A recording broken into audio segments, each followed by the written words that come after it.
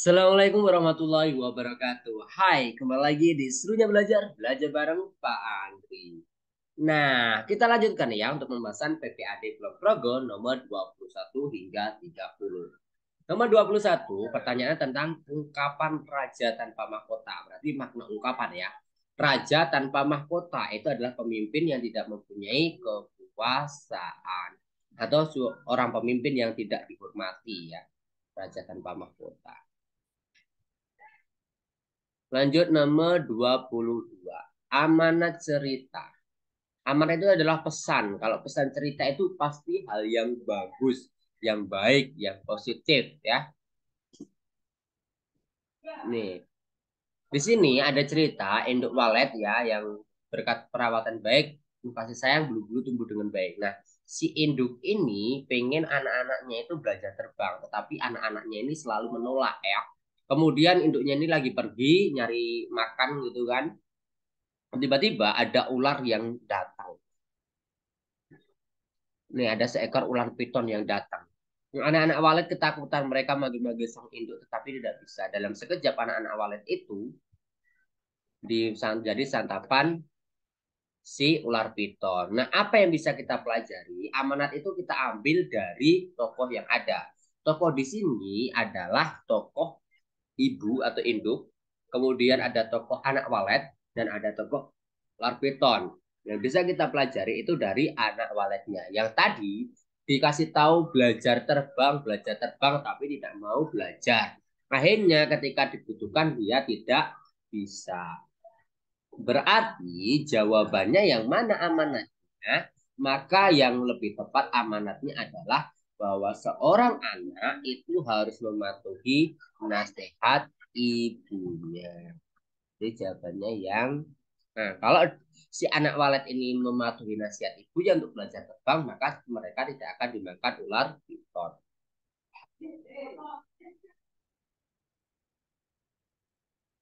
Lanjut nomor 23, penyebab konflik yang dialami Citra. Oke ya, kita fokus ke tokoh Citra karena di sini ada dua tokoh ya, Kirana dan Citra.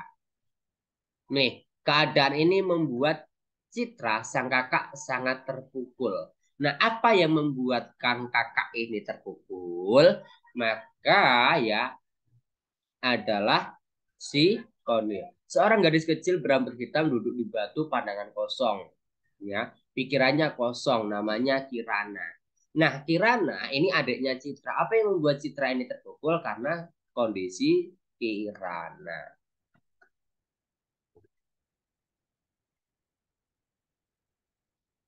Nomor 24. Perbedaan pola pengembangan dua kutipan cerita. Kalau tadi teks informasi, sekarang teks fiksi. Ya, di sini ada kata diawali dengan, berarti kita fokus awalnya aja ya. Deru ombak menyapu pasir di pinggir pantai. Berarti ini sebuah deskripsi tempat. Ya. Elma kesal. Nah, yang teks 2 Elma kesal berarti pemunculan masalah. Sudah tepat ya. 25. Perbedaan penggunaan bahasa kedua teks.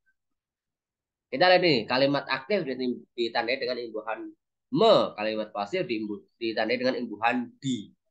Ya, kita lihat di sini ya. Seorang setia bernama ia tergantung masa. Ini ber ini juga aktif ya, ber itu juga aktif. Ber itu aktif. Memiliki, ya. Kemudian bernama lagi, membawakan dan sebagainya. Dan di sini tidak ditemui kata kerja pasif. Sedangkan di sini dibawa,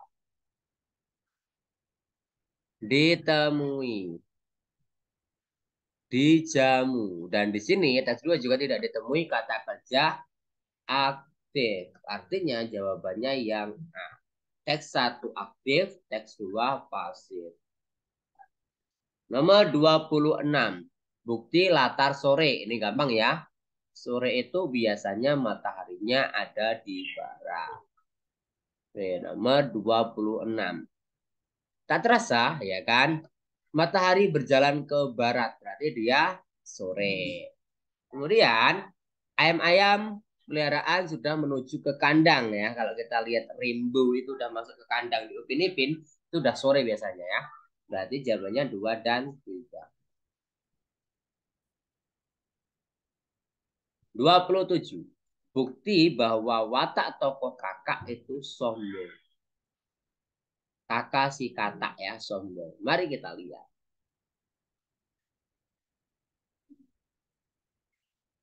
Dia merasa paling cantik. Dia merasa paling cantik. Ya, berarti dia sombong. Ada di 2, 24 atau 25. Berarti kita nggak usah baca nomor 3. Langsung 4 dirinya ini burung merpati terbang menghampiri sambil membawa sayapnya. Aku juga, pasti juga bisa terbang seperti itu. Itu bukanlah hal yang sulit. Ini juga merupakan kalimat yang menunjukkan kesombongan. Berarti jawabannya 2 dan 5. 28. Istilah yang tepat untuk melengkapi kalimat tersebut. Istilah ya. Kita lihat. Panti asuhan Budi Kasih kini semakin berkembang karena banyak menerima titik-titik para dermawan. Kalau dari para dermawan berarti dia menerima donatur.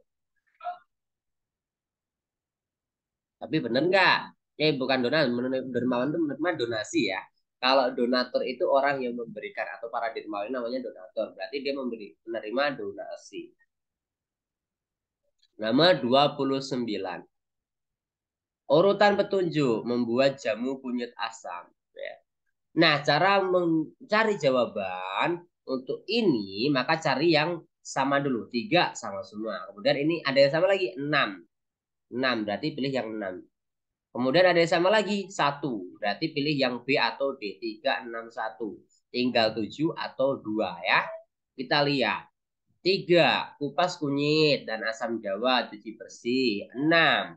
Haluskan kunyit, ditumbuk di blender atau diparut. Kemudian 7. Tambahkan gula, kemudian kecilkan api.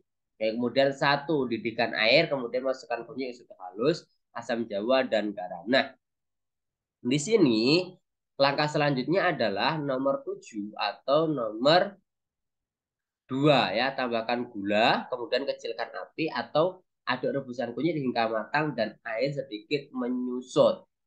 Oke, sebelum ini menyusut, maka harus ditambahkan gula terlebih dahulu. Kecilkan api, berarti jawabannya yang B. Nomor 30. Kalimat yang tepat untuk melengkapi paragraf rumpang. Caranya, baca kalimat sebelum dan sesudahnya. Di sini, jika tidak berhati-hati menggigitnya, remahan akan menempel di bibir. Berarti berkaitan dengan remahan roti ya. Ini beremah ya, ada kata beremah. Berarti jawabannya yang A. Jadi ada kata kunci ya. Ini remahan berarti di sini beremah. Oke, terima kasih sudah menyimak video ini sampai nomor 30. Jika kamu rasa video ini bermanfaat, maka bagikan ke teman-temanmu. Jika ada pertanyaan, langsung aja tuliskan di kolom komentar. Jika kamu suka, silahkan klik tombol suka. Jika tidak suka, ya biasa aja. Sampai jumpa di video berikutnya.